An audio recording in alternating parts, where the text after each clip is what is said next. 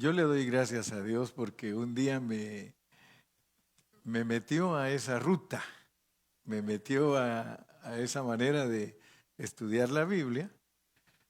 Pues imagínense ustedes, yo nací pues casi en un hogar cristiano, desde que tenía 5 años ando en la iglesia y ya este año Dios me permitió rebasar, rebasar el 70 y pues tengo muchos años de estar en la vida de la iglesia.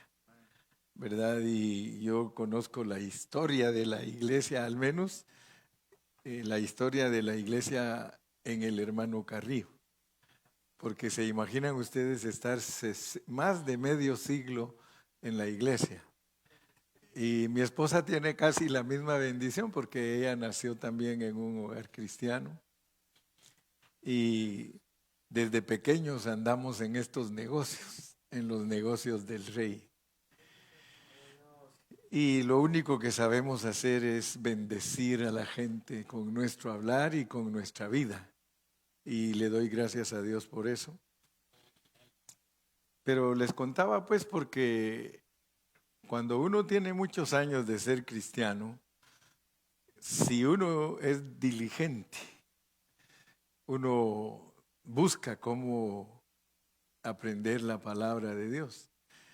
Yo fui así desde el principio, yo decía, yo quiero aprender bien la palabra de Dios para un día poderla predicar. Y a pesar que tenía maestros que me decían que la Biblia había que leerla 20 años y estudiarla otros 20 para predicarla 20. Entonces yo hacía las cuentas, ¿verdad? Yo decía, bueno, yo empecé a estudiar la Biblia cuando tenía 5 años. A los 5 años yo ya estaba abriendo este libro y como me pusieron a que lo leyera a mi mamá y a mi tío, ellos me decían, nos vas a leer la Biblia y en voz alta. Imagínese usted, y me enseñó a leer él cuando yo tenía 5 años. A los 5 años y medio yo estaba leyendo la Biblia y se me trababa la lengua porque habían unos nombres que tenía que leerlos. Cuando me ponían a leer el Antiguo Testamento, imagínese usted, Nabucodonosor, tenía, híjole. Cuando llegaba yo ahí, Nabucodonosor, decía, nada, pronuncie bien, porque me saltaba las letras. Yo decía, Nabucodonosor, como tratando de abreviarlo, y me decía, ahí no dice Nabucodonosor, léalo bien. Nabucodonosor, wow. Y cuando leía del rey Ben-Hadad y de Zorobabel y todas esas cosas, pero gracias a Dios que si empecé a leerla a los 5 años, a los 25 ya la había leído. Y ya me tocaba estudiarla 20, llegué a 45. Y luego, para entenderla, otros 20, llegué a 65. Y ya a 65 aprendí a predicarla. Uno cuando es joven no sabe uno muchas cosas. Oye de todo, habla de todo, pero no lo puede poner porque es un rompecabezas, no lo puede poner junto porque no tiene mucha experiencia. Y ahora que ya tenemos muchos años, pues gracias a Dios que sí hemos adquirido un poquito de experiencia. Y descubrí que la forma más preciosa de estudiar la Biblia no es la teología, ni la homilética, ni la hermenéutica, sino que se llama siomática. Así se llama la forma que descubrí, pero no la descubrí como que Dios se me haya aparecido o que Él me haya dicho, José Gilberto, la mejor forma de estudiar la Biblia es la siomática. No, yo tuve que estar estudiando y estudiando y fui encontrando hermanos que sabían estudiar de esa manera. Y si usted agarra su gracias a Dios que ahora tiene su Google y ahora ya solo le dicen googlealo, googlealo. Y ya solo le pone el nombre ahí en el Google y le dicen a usted qué es cada cosa. Así que el que ahorita no estudia es porque cuando nacieron los flojos nació él, ¿verdad? Porque el que no estudia no es porque haya falta de herramienta, sino que la herramienta la tenemos, ¿verdad? Y si usted pone allí ciemática, usted va a darse cuenta que la definición es la ciencia que sirve para estudiar todas las señales de la Biblia. Solo fíjese lo que significa. Ciencia que sirve para estudiar todas las señales de la Biblia. Ciemática. Y se parece un poco a la semántica porque son primas. La semántica también es parte de la retórica de todo lo que es aprender a hablar, pues. Y al descubrir eso, yo me di cuenta la forma en que Dios escribió la Biblia. Porque la Biblia está escrita en cierta manera. Está escrita en una manera que es un arreglo divino. Me gusta mucho cuando lo dicen en inglés, dice, the Bible is a divine arrangement. The Bible is a divine arrangement. La Biblia es un arreglo divino. Por eso es que muchos tienen problema de entenderla. Porque solo imagínense ustedes, por ejemplo, a veces aquí en el Antiguo Testamento nos hablan de ciertas ciudades que cuando la gente las empieza a buscar, no existen. Qué tremendo, ¿ah? Qué tremendo, ¿ah? Leer en la Biblia y decir la ciudad tal y la buscan en la historia y en el mapa y no la encuentran. Y empiezan todos a decir, ya viste que te dije, la Biblia es mentira, ¿verdad? Porque los hombres se apoyan en eso. Y resulta que cuando ya tienen 100 años de decir que es mentira, aparece un arqueólogo que se puso a escarbar y dice, aquí está la ciudad que dicen que no ha existido. Ahora imagínense ustedes cómo es Dios, cómo hace Dios, pues. Porque Dios a propósito ha hecho todas sus cosas. O sea que cuando la gente quiere ponerlo a él de mentiroso, ¿verdad? Aparece un arqueólogo y lo tremendo es que han pasado 500 años de que nadie sabe de esa ciudad y el Señor dice, no, pues yo lo escondí 500 años. De repente, ¿se acuerdan ustedes que aparecieron los rollos del Mar Muerto? Algunos de ustedes ni siquiera saben cuál es ese rollo, ¿eh? Pero es el rollo del Mar Muerto, ¿verdad?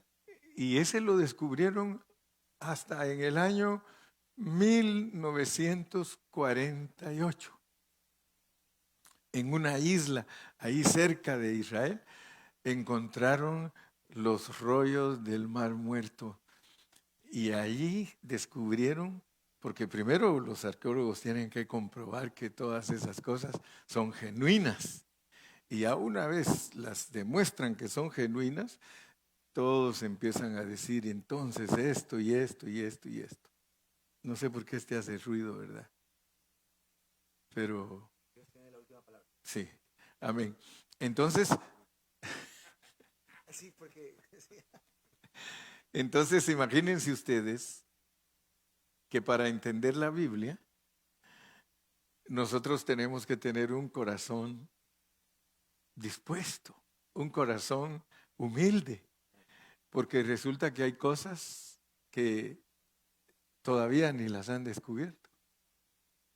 O sea, miren por dónde vamos, ya Cristo va a regresar y hasta ahorita todavía siguen encontrando.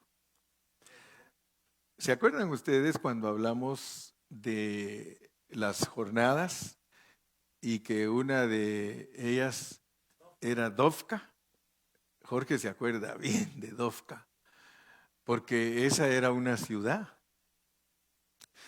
Y esa ciudad, es más, por mucho tiempo no supieron que existió, y es donde siempre quieren decir que la Biblia nos está chanfleando. Dicen, no hombre, que esos evangélicos, esos cristianos los tienen engañados porque ellos creen que esto, que el otro, que aquello. Por ejemplo, ya ven que dicen que es mentira que el pueblo de Israel pasó a través del Mar Rojo, ¿verdad? Han dicho que esto, que el otro, que no. Y cuando uno se pone a leer la historia, uno se da cuenta que hubieron reyes malvados que borraban toda la historia. Yo no sé cuántos de ustedes leen. Yo pues leo, ¿verdad? Pero no sé cuántos de ustedes leen, pero por ejemplo, imagínense ustedes los chinos. Los chinos, ellos solo tienen como 5,000, como 3,500 de historia, 3,500 años de historia. Y uno se queda asustado porque hay un hermano chino que fue a visitar la China después de muchos años de que él salió de China, o sus papás salieron de China y él regresó a visitar a China y fue a un museo. Y estaba pero maravillado él porque ese museo hablaba de los chinos antes de que ellos fueran como son ahora, idólatras, y que con el Buda y que con Confucio y todo. ¿Qué les parece que los chinos eran cristianos antes de que fueran todo lo que tienen ahora? Sí, ellos fueron cristianos. Y entonces él se quedó maravillado porque dice, ¿qué pasó? Sus conquistadores, los hombres que los trajeron a cautiverios y todo, les borraron toda su historia y todo, y empezaron a escribir desde que ellos, los malvados, empezaron a gobernarlos. O sea que el hombre también le gusta esconder la historia. Este me está haciendo mucho ruido, no sé por qué. No sé por qué, pero tal vez aquí no hace tanto ruido. Entonces, ahí es la barba, ¿eh? Aleluya. ¿Con qué razón la Biblia dice que el aceite baja y sobre la barba y hasta las vestiduras? Porque es el aire que sale de la boca, le está pegando al micrófono. ¿Cómo la ve? ¿Ahí? Ahí está. Gloria a Dios. Entonces les estoy diciendo todo esto porque la axiomática es la mejor forma de estudiar la Biblia, porque Dios arregló todo divinamente. O sea que Él puso a un pueblo, se llama Israel, y puso a ese pueblo aquí en la Biblia, y ustedes se dan cuenta que todo el Antiguo Testamento solo de ellos habla.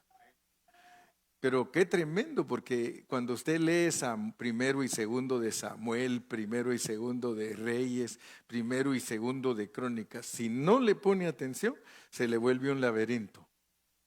Porque habla de lo mismo, pero habla de los reyes entrelazados, los reyes del norte con los reyes del sur, y pone entrelazados acontecimientos, y de repente usted dice, pero si eso también dice en Deuteronomio, y eso también dice aquí en Números, y eso también dice aquí en Levítico. Se le hace, si usted no tiene cuidado, se le hace bolas, y por eso muchos ni siquiera les gusta leer el Antiguo Testamento. ¿Y qué si, hermanos, allí en el Antiguo Testamento están escondidos todos los secretos que Dios tiene para nosotros? Y fíjese que yo estoy hablando de los reyes. Usted ya se dio cuenta, ¿verdad? Que estoy hablando de los reyes. Está impresionante. Estoy hablando de los reyes y resulta que nos pone a todos estos reyes para enseñarnos que a través de ellos nació Cristo. Y lo más tremendo es que nos pone todas las cosas malas que ellos hicieron y todas las cosas buenas que ellos hicieron. En la línea de que tiene que nacer Cristo, hasta aparece Rahab la ramera, o sea que ella fue tomada en cuenta. Imagínese usted cómo arregló Dios, porque estoy hablando que es un arreglo divino. ¿Cómo es que Dios arregló que una prostituta fuera abuelita de Cristo? Si eso no cabe en la mente de los cristianos religiosos, ¿verdad que no cabe? Si a usted le hubieran dicho, hazte un plan, pero un plan perfecto, usted las que empieza a eliminar es a las prostitutas. O sea, primera dice Rahab la ramera, luego está Tamar, que se disfrazó de prostituta para meterse con su suegro y que de ese incesto naciera Cristo, hermano. ¿Qué quiere decir eso? Es que mire, por eso le digo, hay que estudiar, hermanos. Porque de lo contrario, vamos a ser cristianos que con cualquier cosita nos endulzan o con cualquier cosita nos engañan, hermano. Yo le he pedido a Dios, pero tremendamente, hermano. Porque si ahí está todo el arreglo divino, si Él, 12 tribus, el reino del norte, qué casualidad que las 12 tribus, hermano, las separa. Qué casualidad, hermano.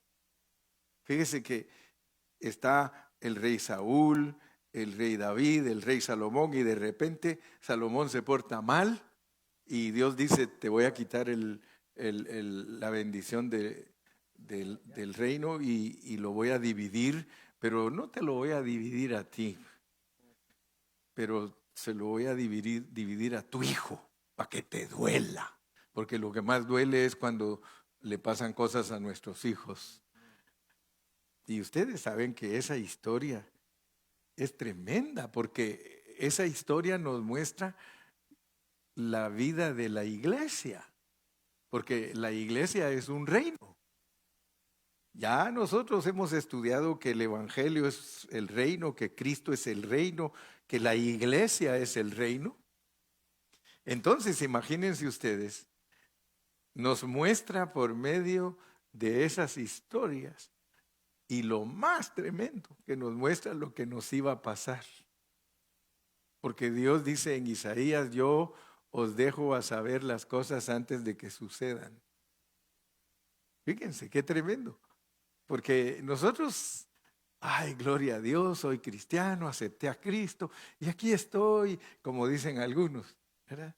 Aquí donde me ve caídote, pero tratando de salir adelante. Como dijo el hermano, el hermano Iván fue el que dijo hoy, dijo que te amo más que a mi vida. Y a veces pura mentira, porque amamos más nuestra vida que a Dios. Y eso es tremendo. Pero volvamos a lo que estamos hablando. Nos pone una historia arreglada para que nosotros entendamos nuestra situación. Pero el problema es de que a nosotros nos enseñan, nos predican, nos disipulan, y nosotros, en vez de ser personas que amamos más al Señor que a nuestra vida, resultamos amando más nuestra vida que al Señor. Y entonces ahí como que hay algo que no encaja. Porque la mayoría, mire, yo no estoy hablando por ninguno de ustedes, pero si en caso le pega, es pura coincidencia. Pero muchos de ustedes les vale la iglesia. Y se quedan callados todos porque les vale la iglesia, hermano. Les vale. Usted ya sabe lo que quiere decir eso en un castellano puro. A los cristianos les vale la iglesia. No asisten. Cuando quieren van. Excusas. Ayúdame, Gilmar. Estoy enfermo. Ayúdame vos, Dani. Saca las tuyas, pues. Está muy frío, Está muy frío. estoy cansado. Tengo COVID y pura mentira. Sí, aunque no lo tenga. Fíjese, algunos. Sí, sí, sí. Estoy casado, tengo que cuidar a mi esposa. Tengo hijos. Soy el único soltero. Tengo que. Siga las excusas. Ayúdame, Galo. ¿Cuántas pones tú? Soy el único soltero. ¿Para qué voy a ir? Todos están casados. No me invitan a las reuniones de los jóvenes. No me invitan a las reuniones de los jóvenes. Ni a las reuniones de los adultos jóvenes. Ni me invitan. Eso. Gracias, Galo. Eres sincero. Jenner, ¿cuáles son tus excusas? Tengo trabajo de noche. Estoy cansado.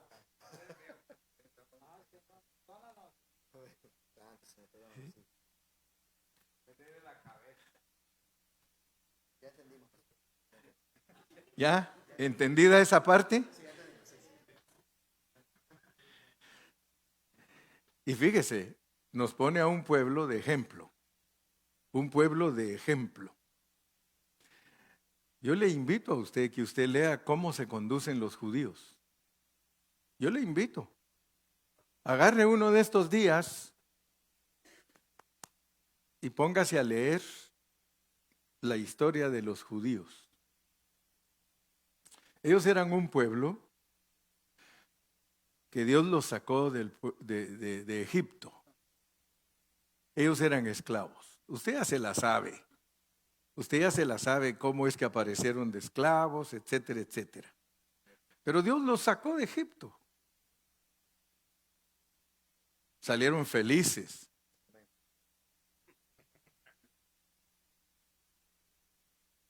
Salieron murmurando, renegando. Ese eres tú, hermano. Ese soy yo. Recién salvaditos, recién Dios nos sacó, todos queríamos volver atrás. A mí nadie me puede decir, fíjese hermano que fíjese que yo era católico y fíjese que cuando me hice cristiano, una devoción terrible que entró en mí, solo en la iglesia me mantenía. Mentira, no quería ni ir. Dios fue el que lo convenció. Pero uno cuando empieza su vida cristiana, hermano, dígame si no está escrito.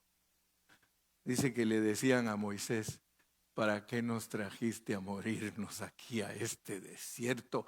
Aquí no hay lechugas, no hay ajos para condimentar bien la comida, no hay melones ni pepinos, no hay carne.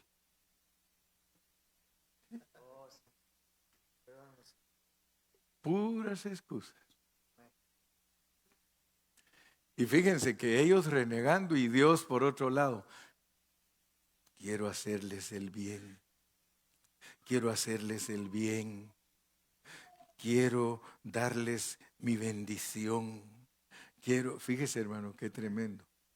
Pero lo peor que nos puede pasar es que ya tenemos muchos años peregrinando en el desierto y seguimos con las mismas renegadas y seguimos todavía que nos vale lo que es de Dios. Pero noten cómo los hizo Dios, pues porque cuando salieron de Egipto salieron como una estampida de puros caballos salvajes. Así éramos, hermano, cuando salimos de Egipto, salvajes hasta pasado mañana. ¿Aló? Pero Dios nos fue entrenando. Dios nos ha ido entrenando y nos ha ido entrenando poquito a poco, poquito a poco. Y con las lecciones que nos da, hermano, que ya vieron que nos ha dicho muchas veces que avancemos y nosotros no queremos avanzar. Le dice a los espías, vayan a conocer la tierra, y solo 2 de ellos dijeron, pan comido, esa tierra es nuestra.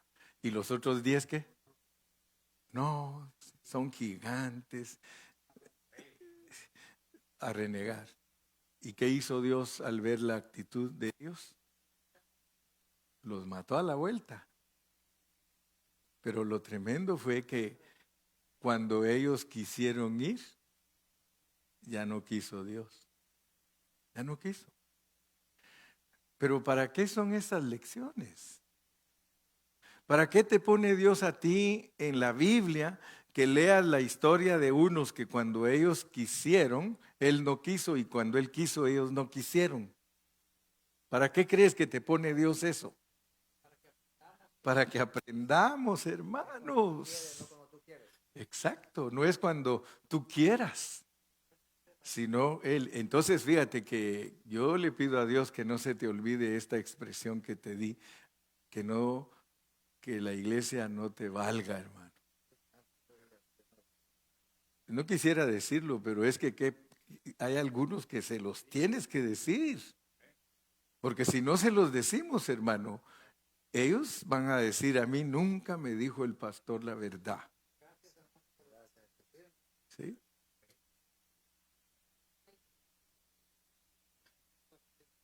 Entonces nos puso a los reyes y nos habla bien claro, dice, ustedes, igual que ellos, ustedes son reyes.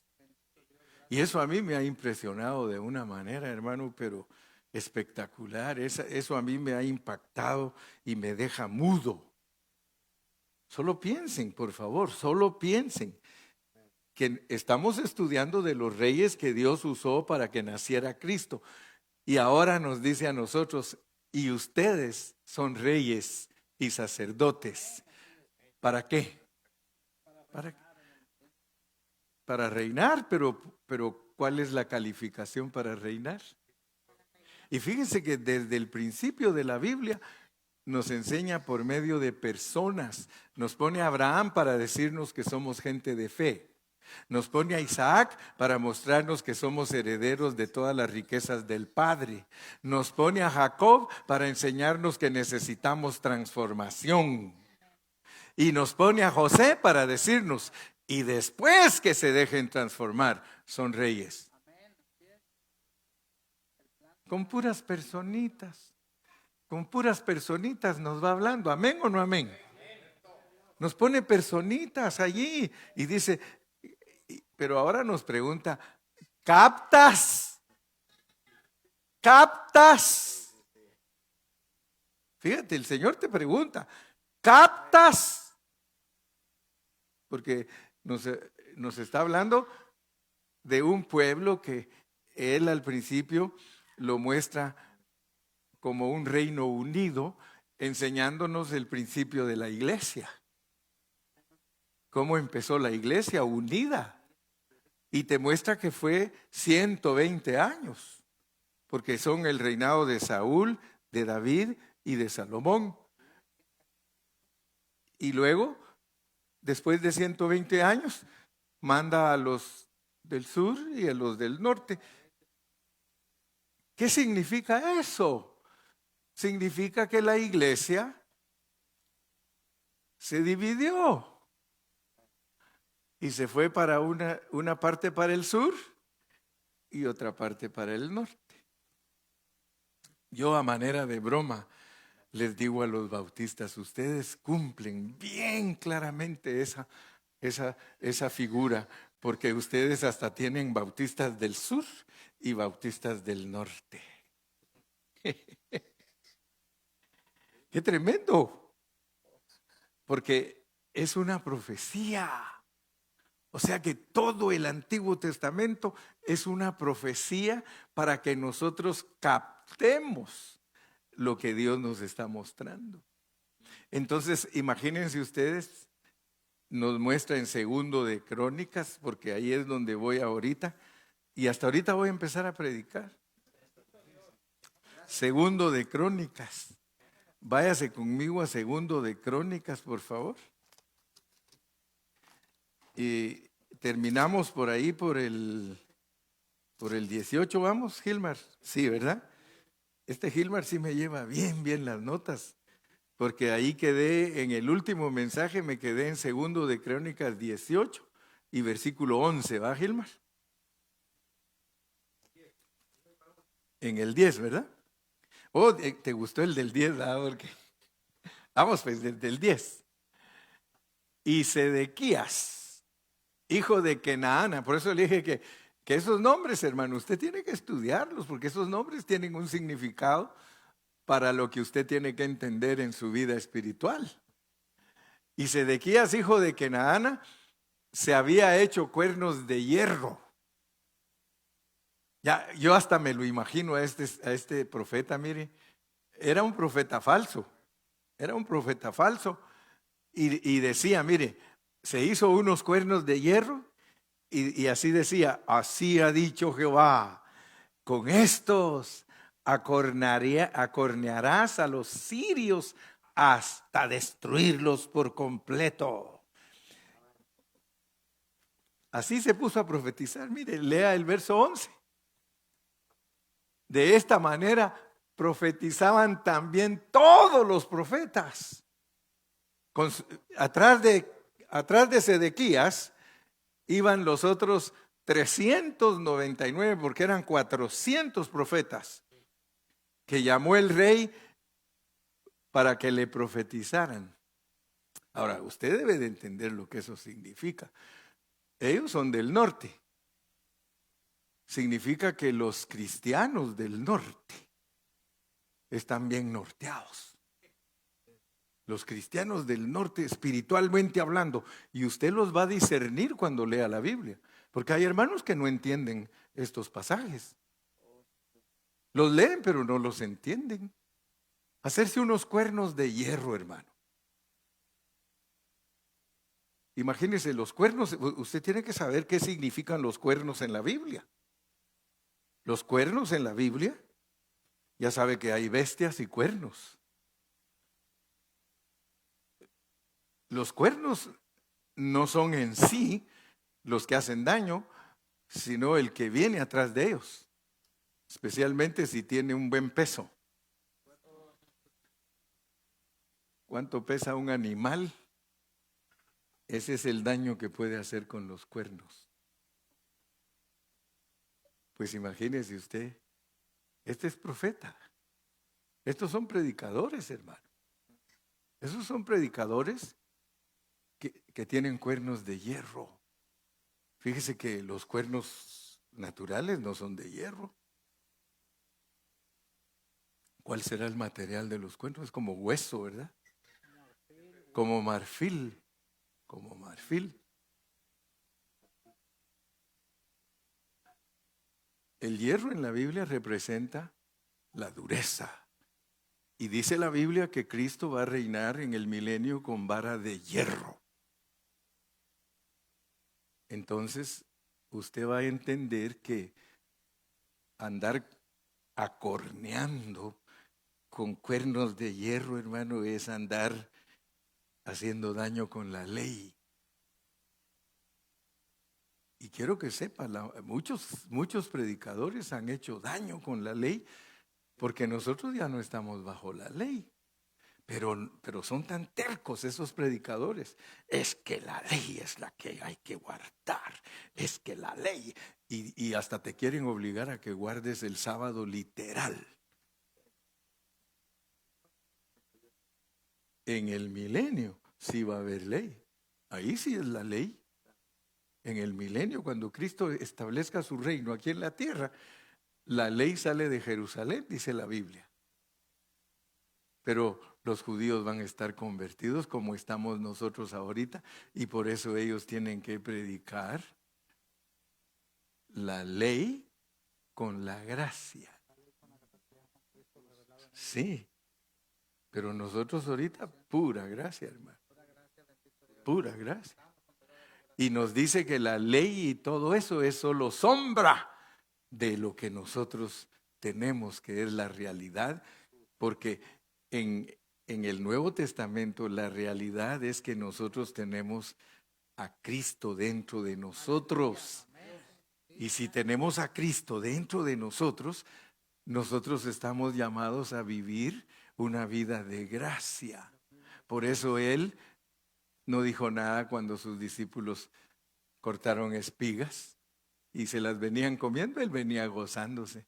Él sabía, Él haber pensado, ahorita me van a decir que por qué mis discípulos están cortando espigas en el día sábado. No, y ya vieron lo que les contestó. Ay, les digo, ustedes entonces ni leen su Antiguo Testamento, no saben ni lo que hizo David cuando todos tenían hambre, no se comió los panes de la proposición. Bueno, de esta manera profetizaban también todos los profetas diciendo, sube contra Ramot de Galaad. Si usted ha leído un poquito la Biblia, sabe quién es Ramot de Galaad. Ramot de Galaad era la ciudad, una de las ciudades refugio que Moisés había puesto para que cuando alguien matara a su prójimo por accidente se fuera a refugiar ahí. Pues Ramot de Galaad era una de las 6 ciudades, porque las ciudades de refugio eran 6. Y serás prosperado porque Jehová la entregará en manos del rey. Fíjese lo que le estaban diciendo. Ellos le profetizaban al rey y le decían, sube porque vas a ganar. Versículo 12. Y el mensajero que había ido a llamar a Micaías le habló diciendo, he aquí las palabras de los profetas, a una voz anuncian al rey cosas buenas. ¿Es usted rey, hermano? Yo soy rey. Yo pues te ruego que tu palabra sea como la de uno de ellos, que hables bien.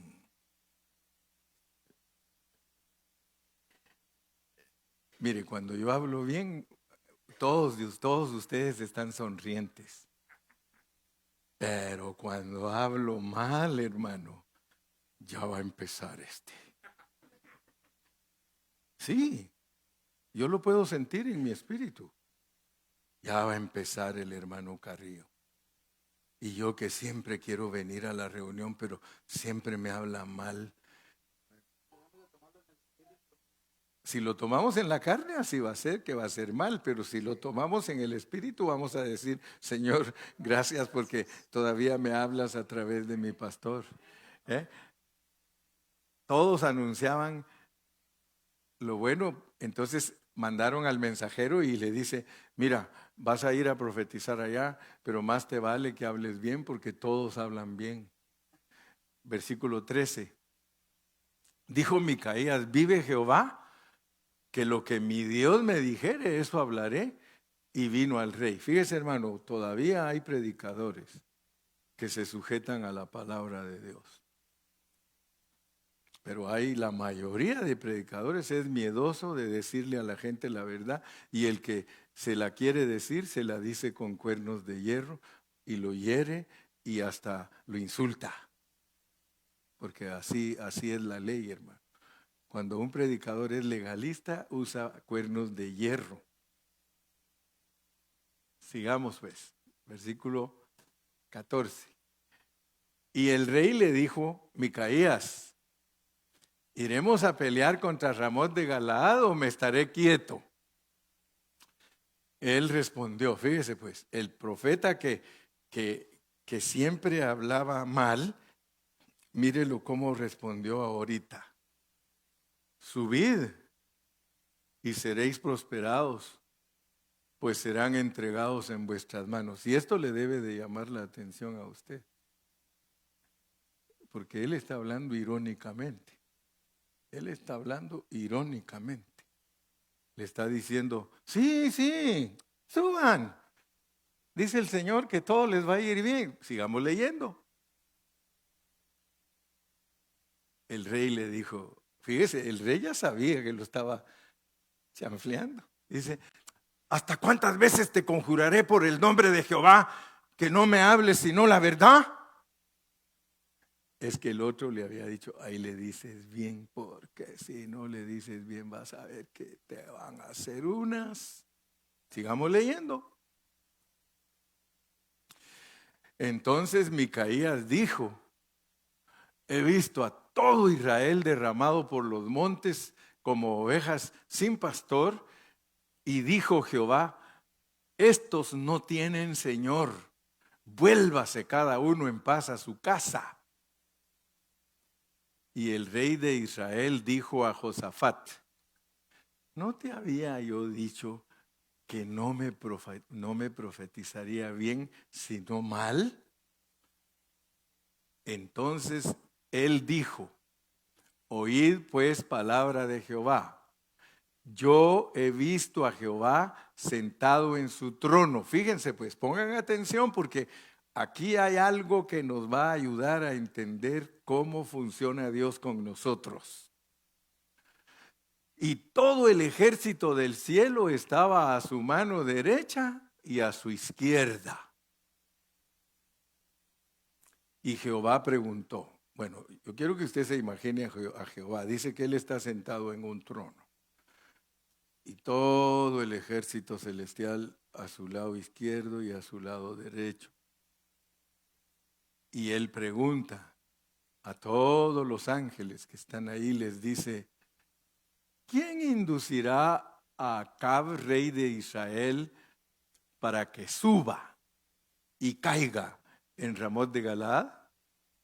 Y uno decía así y otro decía de otra manera. Fíjese pues.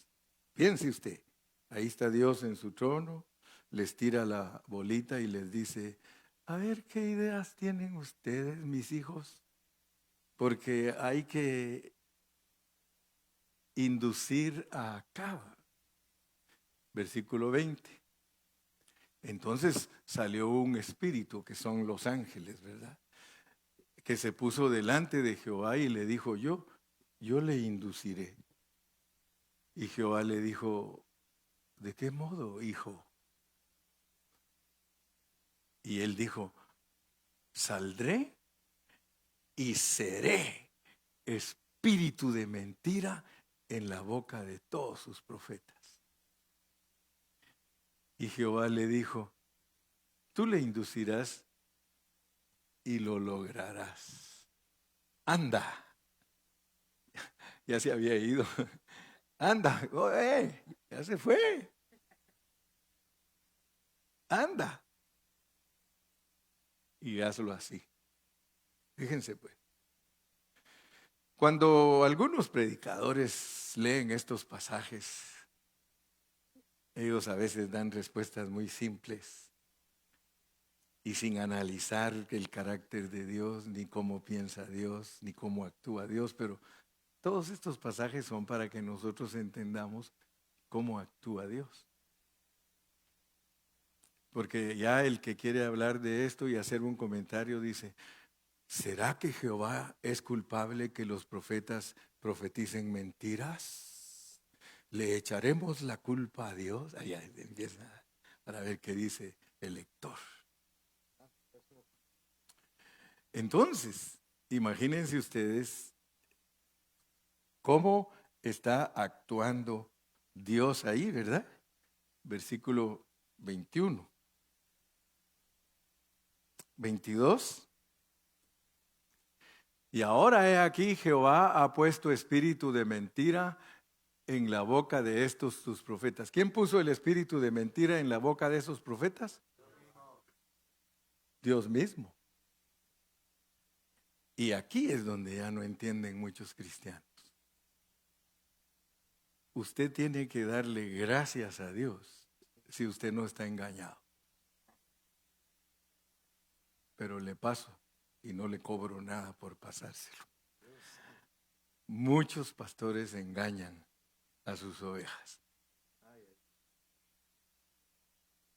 ¿Y quién es el que hace que ellos las engañen? Sí. Quizá usted no me cree, pero ahorita le voy a dar Biblia. Ahorita le voy a dar Biblia para que usted se dé cuenta que este negocio no nos debe de valer. Hermano, que no le valga a la iglesia a usted, mi hermano. Este es un asunto serio. Si usted todavía no está en esa posición de seriedad a la cual Dios lo ha llamado como iglesia, arrepiéntase, hermano. Y tome su posición, por favor. Tome su posición. Esto no es juguete, hermano. Usted se va a lamentar cuando Dios lo juzgue, si a usted le valió la iglesia.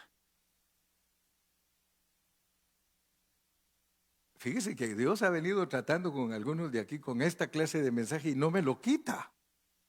Porque algunos dirán, ¿por qué no predica otra cosa? Pues cuando tú te arregles te van a dar otra cosa. Yo les he puesto el ejemplo del hermano Juan, ¿verdad? El hermano Juan, ¿verdad? El hermano Juan era un ancianito que estaba en la congregación. Y entonces le dijo el pastor un día, hermanito Juan, predicas hoy en la tarde. Y el hermanito Juan dijo, amén. Pero el hermanito Juan se sentaba hasta allá atrás donde está José Luis. Hasta allá se sentaba el hermanito Juan. Y cuando venía para predicar, estaba y caminaba así, mire. Así caminaba el hermanito Juan. Se tardaba como sus 3 minutos para llegar desde allá hasta el púlpito. Y cuando llegaba al púlpito les decía, amados, dice el Señor, que nos amemos unos a otros porque el amor es de Dios. Otros 3 minutos para regresar, hermano. Y entonces, pasadas las semanas, dice el encargado, y hoy nos va a predicar el hermano Juan. Y todos, ahí viene Juan para adelante.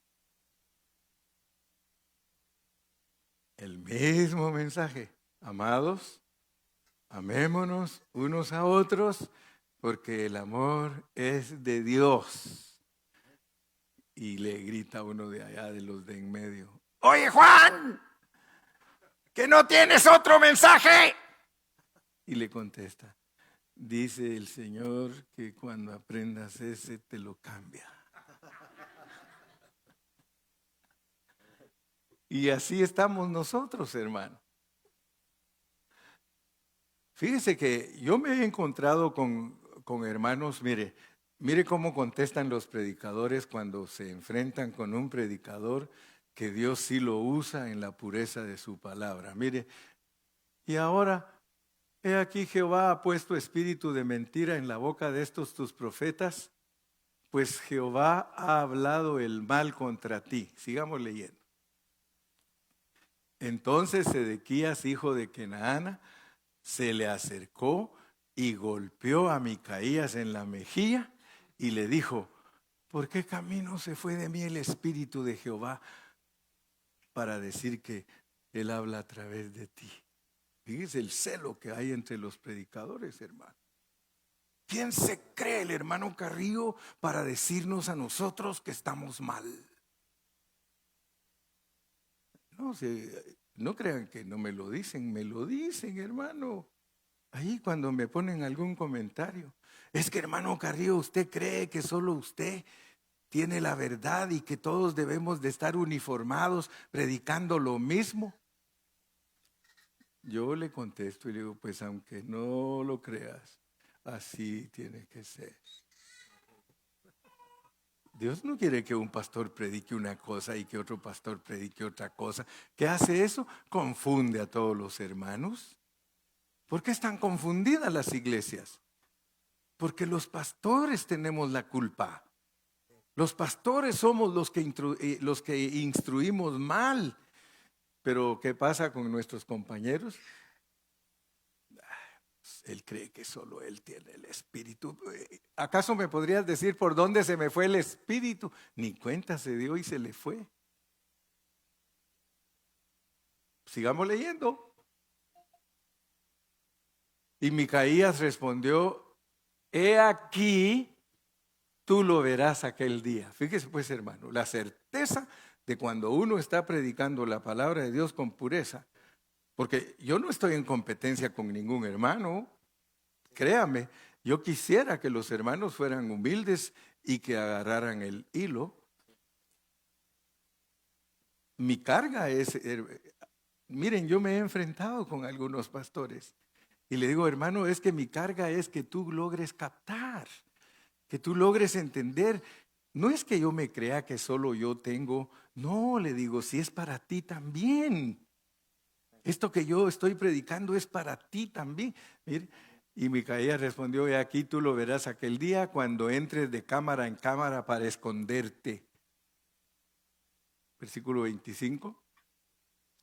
Entonces el rey de Israel dijo: tomad a Micaías y llevadlo a Amón, gobernador de la ciudad, y a Joás, hijo del rey, para que le sirvan de comer un banquete. ¿Qué? Y decirles: el rey ha dicho así: poned a este en la cárcel y sustentadle con pan de aflicción y agua de angustia hasta que yo vuelva en paz. Fíjese lo que atrevido el rey del norte, diciendo que Micaías era un mal profeta, y Micaías era el profeta que no era mentiroso. Y los otros 399, 400 mentirosos, ese era su equipo de trabajo. No es lo mismo hoy, hermano. No es lo mismo. Mire, 300, la mayoría de pastores profetiza mal. La mayoría, hermano, profetiza mal. Y por eso cuando me escuchan a mí, yo soy el profeta que profetizo mal. Pero la mayoría profetiza mal en el sentido de mal.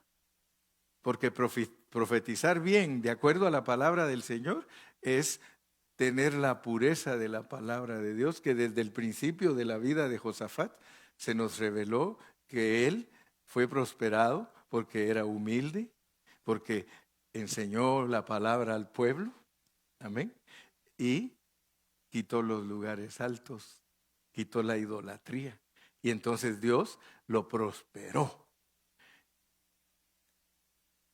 Hasta que yo vuelva en paz. Sigamos leyendo. Y Micaías dijo: si tú volvieres en paz, Jehová no ha hablado por mí.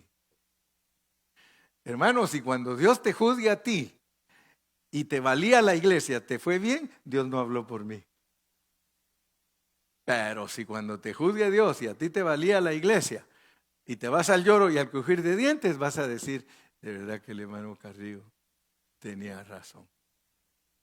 Y dice que vas a llorar y ya no vas a poder, aunque llores, no podrás obtener la primogenitura. Se cerró la puerta. 28. Subieron pues el rey de Israel y Josafat, rey de Judá, a Ramot de Galaad. Ahí van pues. Ahí van. Y ahí se acuerdan que Josafat es del sur. Y se lo convenció el del norte. O sea que hay hermanos que los convencen, los del norte. Los convencen. O sea que es lo que a veces digo yo: Dios mío, después de predicarles tanto mensaje del sur, todavía los del norte los convencen, hermano. Usted sabe lo que estoy tratando de decir, ¿verdad? Hacer alianza, porque uno dice: es que pobrecito, dice él, es niño en Cristo. Entonces que se quite, porque Dios no quiere niños enseñando a niños. Él quiere maestros enseñando a niños. Eso es lo que Dios quiere, maestros enseñando a niños.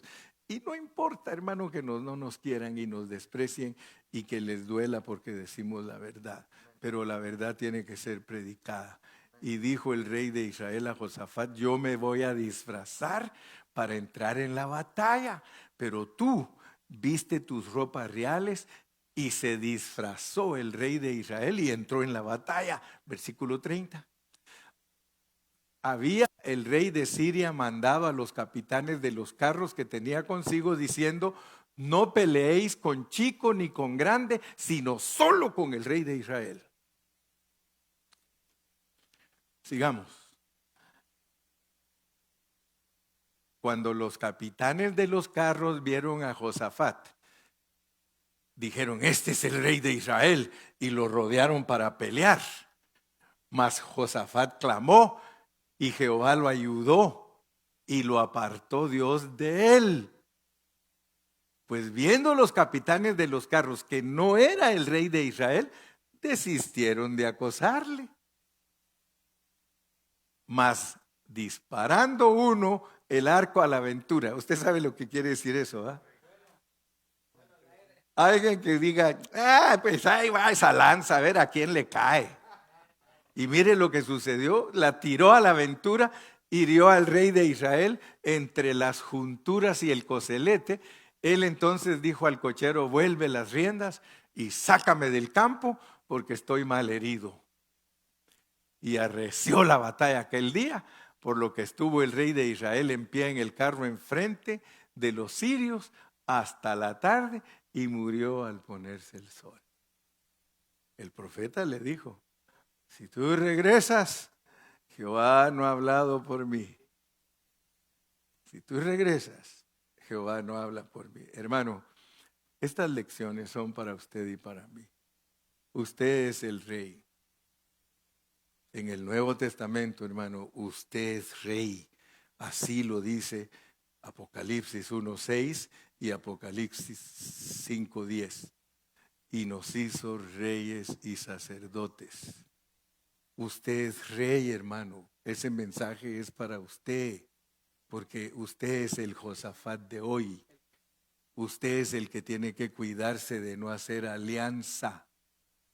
Usted es el que tiene que buscar en dónde lo instruyan correctamente.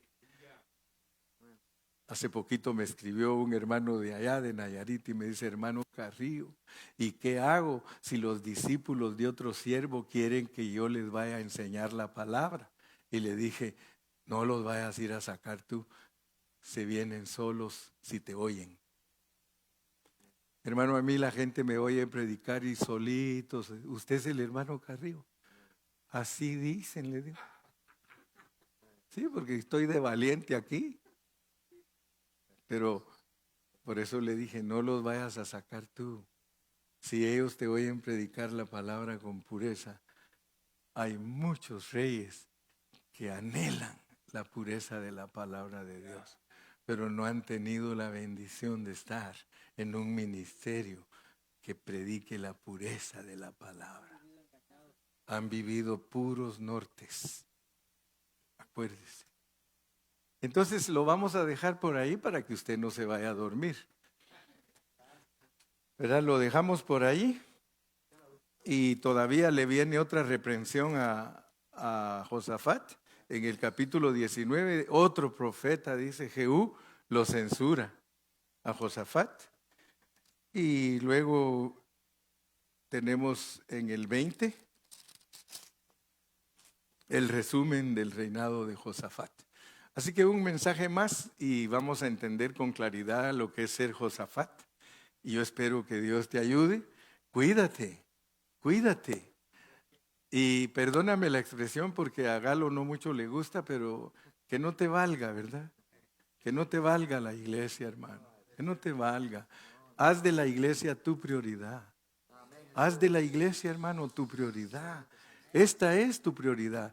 Esta es mi prioridad. No nos vamos a arrepentir, hermano, el día que entreguemos cuentas si nosotros somos fieles al Señor en la vida de la iglesia. Es la novia de Cristo, es la esposa de Cristo. Amén. Entonces nos vamos a poner de pie para despedirnos.